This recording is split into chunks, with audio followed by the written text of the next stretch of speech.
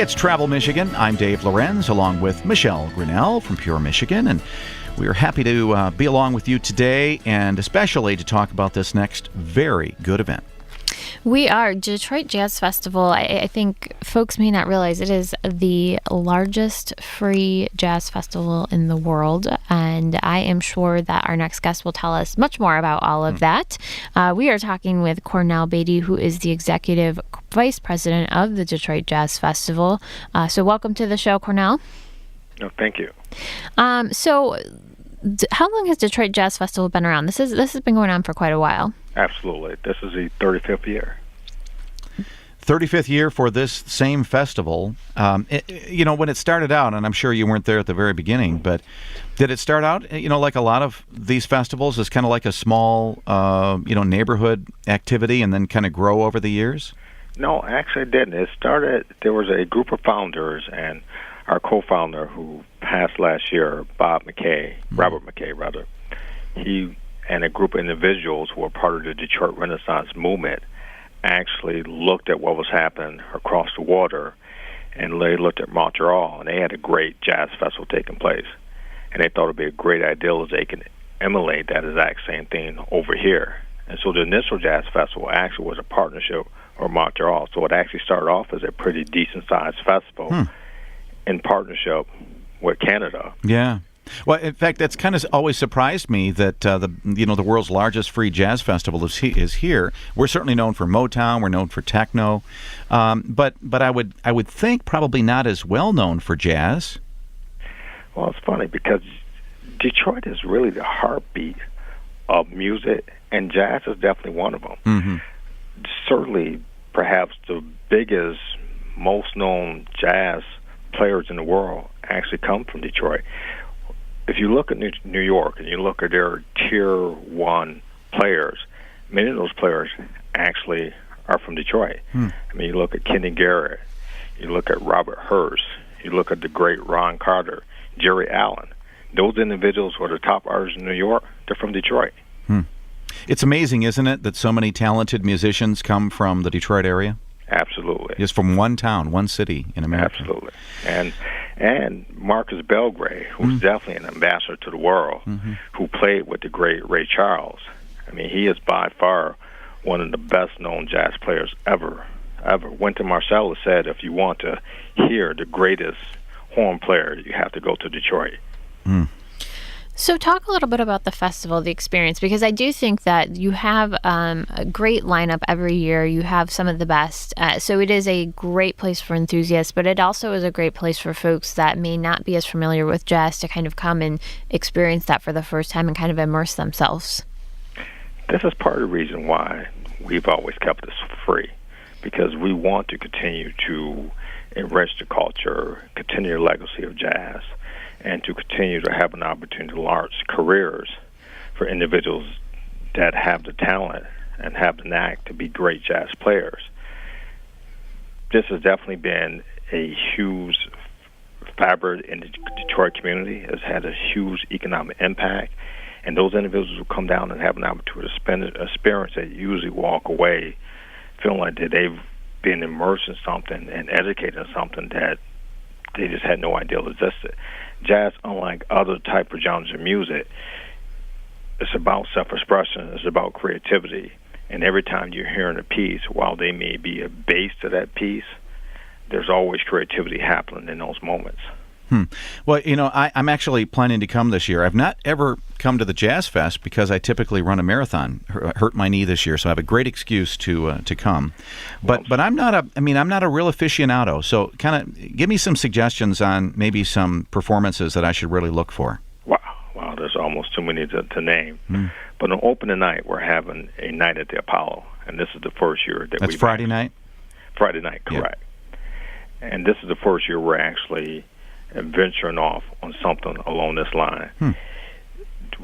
It's going to involve actually a tap dance piece, which is something new.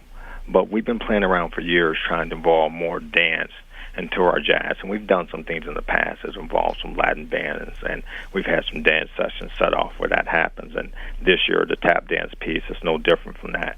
That's Brother Spalding, who's Warwood now. She's part of it. Stanley Clark. Joshua Redmond, who happens to be our artist in residence, Ron Carter, Kenny Garrett. And if you're familiar with the Mack Avenue Records jazz label, Mack Avenue Records Super Band is going to be involved, and they've got various artists that are going to be part of that endeavor. How about on Saturday? Anything in particular you'd point out? Well, I think each night in and of itself is a great night. I would say definitely check out Joshua Redmond. I mean, that would be really his big night that he's kicking off. And I definitely want to say that, you really want to start to get immersed into who he is that first night. And I noticed you have several of the university bands there, and I know when we've spoke with the festival before, there's a very strong educational component to this festival. Absolutely. We have a year-round educational program that we're involved in. And what we're partnered up with 6 schools in the Metro Detroit area. And this has been something that's been going on for several years. It's something that is true to our heart. We actually send in an educator into each one of those schools, and they're in there twice a week. They supplement the program. They help to head up the program. We send students up to Mackinac Island, and we've done that for 2 years in a row, and those individuals have an opportunity to perform. And we also do a youth competition each year, and those individuals actually have won and had opportunity to actually train with seasoned jazz professionals. Yeah, people might be surprised to hear that Mackinac Island is one of the biggest supporters of live music in the entire country during the season, because they have live music all over the place. So great to see some of these performers heading up there as well. Now, you go through Monday, right, with all these, just constant music all through Monday. Absolutely. So the big wrap-up show, is it in the evening on Monday, Labor Day, or do you have it in the afternoon? No, it's evening. Okay. Yeah, we go through the evening. Oh, in fact, I'm just looking at it. The let's see, Pedrito Martinez Group, featuring a name I can't pronounce. That sounds great. Well, it looks like it's going to be a great time, Cornell. You really have a great lineup. I mean, it starts Friday at 7 p.m., and it doesn't end until something after that on Monday, Labor Day. So it goes all weekend long. The big Detroit Jazz Festival, August 29 through September 1. It's going to be great. Recommend you check it out. You're going to be happy. I know I'm going to be there. At least that's the plan right now. So I'm looking forward to it. I want to thank Cornell Beatty, Executive Vice President of the Detroit Jazz Festival, for joining us today. And we'll direct you here for more information. You want to look up that entire lineup. Go to DetroitJazzFest.com for all of the information. And of course, you can always link there by going to Michigan.org and maybe doing a search for something like the Detroit Jazz Festival. Or you can do what I often do. If I know I'm going to be heading to a certain town, that coming weekend, what I'll do during the week is I'll go to Michigan.org, and then I'll click on the events section, and I'll just put in Detroit, let's say, for this case. And maybe I'm interested in music. Maybe I'm just interested in all the events happening there. Might be going for a game or something and looking for something else to do.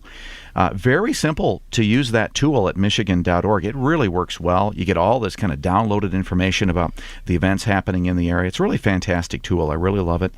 And you might want to also check out the new interactive map. That's even more detailed. Gives you even more information, and it literally maps out the various things and activities that are happening all throughout the state or wherever you're looking for. It's really fantastic. Puts together kind of a list that's printable for you, so if you feel better to have everything on some kind of piece of paper, you can do that. All your plans in advance. If you're like me, you like to have it all planned out in advance. But of course, if you're kind of last minute, make sure to use your smartphone as well. You can get to Michigan.org very easily that way.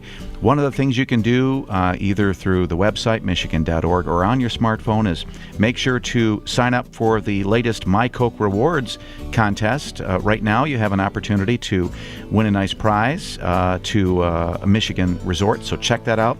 You're going to love it with the My Coke Rewards program as well. We're going to find out about an interesting activity, a lot of exercise going on up in the UP. We'll find out about that next, right here on Travel Michigan, where your trip begins at Michigan.org.